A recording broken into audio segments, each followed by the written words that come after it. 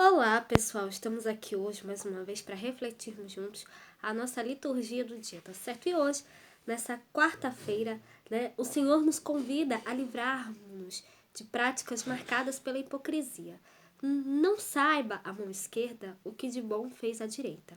Então, que nós realmente possamos celebrar confiantes no amor de Deus. Então, a primeira leitura de hoje está em 2 Reis, capítulo 2, versículo depois do versículo 6 a 14. Segundo Reis, capítulo 2, versículo 1, depois do versículo 6 a 14.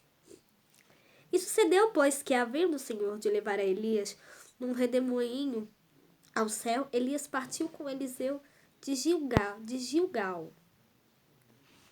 E Elias disse: Fica-te aqui, porque o Senhor me enviou ao Jordão. Mas ele disse: Vive o Senhor e vive a tua alma, que te não deixarei. E assim ambos foram juntos. E foram 50 homens dos filhos dos profetas, e de longe pararam defronte. E eles ambos pararam junto ao Jordão.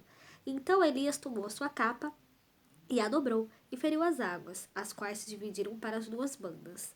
E passaram ambos em seco. E sucedeu, pois, que, havendo eles passado, Elias disse a Eliseu: Pede-me o que queres que te faça, antes que seja tomado de ti. E disse Eliseu: Peço-te que haja a porção dobrada de teu espírito sobre mim. E disse: Coisa dura pediste. Se me vires quando for tomado de ti, assim se te fará. Porém, se não se fará. E sucedeu que, indo eles andando e falando, eis que um carro de fogo com cavalos de fogo os separou um do outro. E Elias subiu ao céu num redemoinho. O que, vendo Eliseu, clamou: meu pai, carros de Israel e seus cavaleiros. Nunca mais o viu, e travando dos seus vestidos, os rasgou em duas partes. Também levantou a capa de Elias, que lhe caíra, e voltou-se e parou à borda do Jordão. E tomou a capa de Elias, que lhe caíra, e feriu as águas, e disse: Onde está o Senhor, Deus de Elias?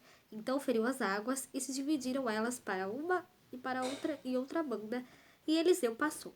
E vendo, pois, os filhos dos profetas que estavam defronte de Jericó, disseram: O espírito de Elias repousa sobre Eliseu.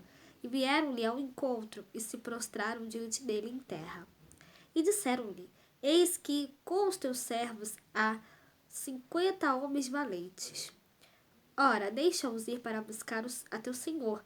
Pode ser que o elevasse o espírito do Senhor e o lançasse em algum dos montes ou em algum dos vales. Porém ele disse: Não os envies. Então, como nós vimos aqui nessa primeira leitura, nós vimos aqui Elias sendo elevado ao céu num carro de fogo. Então aqui diz o seguinte, num carro de fogo, Elias subiu aos céus. E aí Eliseu o via e gritava: meu pai, carro de Israel e seu condutor. E depois não o viu mais. Então, que a gente possa realmente sempre cada vez mais louvar e glorificar a Deus, né? E que a gente sempre, Ele sempre está conosco, né? Ele sempre, nos ajuda a superar as dificuldades, os obstáculos, né? E aqui Elias, tomou então o manto de Elias, bateu com ele nas águas, dizendo: Onde está agora o Deus de Elias? E bateu nas águas, que se dividiram para os dois lados. E Eliseu atravessou o rio.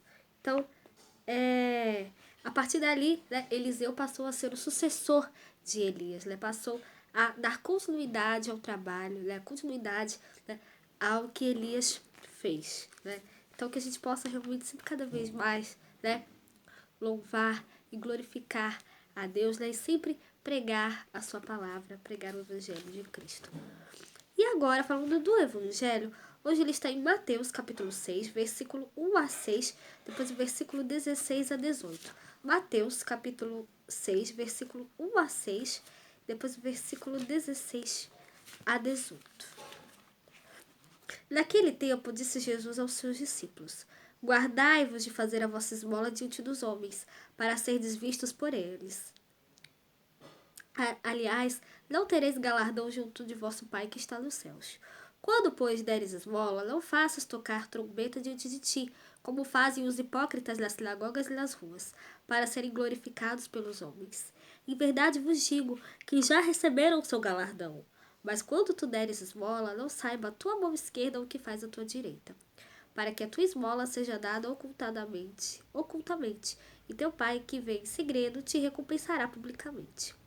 E quando fores, não sejas como os hipócritas, pois se comprazem em orar em pé nas sinagogas e às esquinas das ruas para serem vistos pelos homens.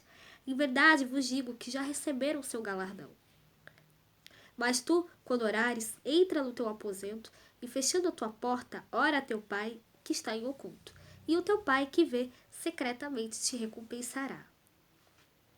E quando jejuardes, não vos mostreis contristados como os hipócritas, porque desfiguram os seus rostos, para que aos homens pareça que jejuam. Em verdade vos digo que já receberam o seu galardão. Porém tu, quando jejuares, unge a tua cabeça e lava o teu rosto, para não pareceres aos homens que jejuas, mas a teu pai que está em oculto. E teu pai que vem em oculto te recompensará. Então a liturgia hoje nos convida à prática mais profunda de 3 elementos genuinamente cristãos, que é a esmola, o jejum e a oração.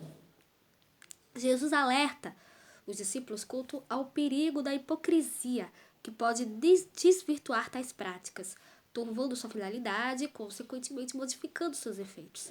A esmola deve ser oferecida como oferta de si ao outro, como participação na dor do outro, que não tem o suficiente para subsistir.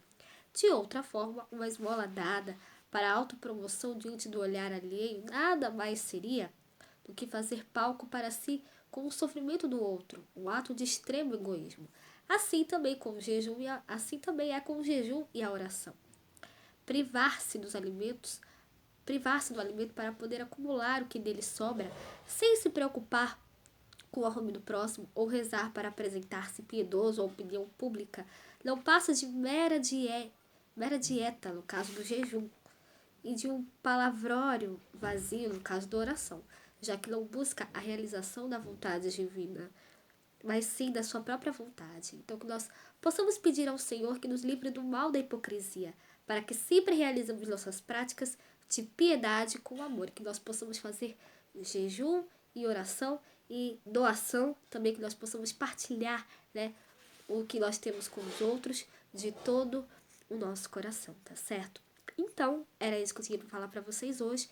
Muito obrigada a todos por curtirem e por comentarem. Aqueles que só assistem mesmo, também agradeço. Espero que vocês tenham gostado dessa reflexão de hoje. Espero encontrá-los todos aqui amanhã, quinta-feira, se Deus quiser, para continuarmos refletindo cada vez mais as leituras da Sagrada Escritura. Então, muito obrigada a todos e até a próxima, se Deus quiser.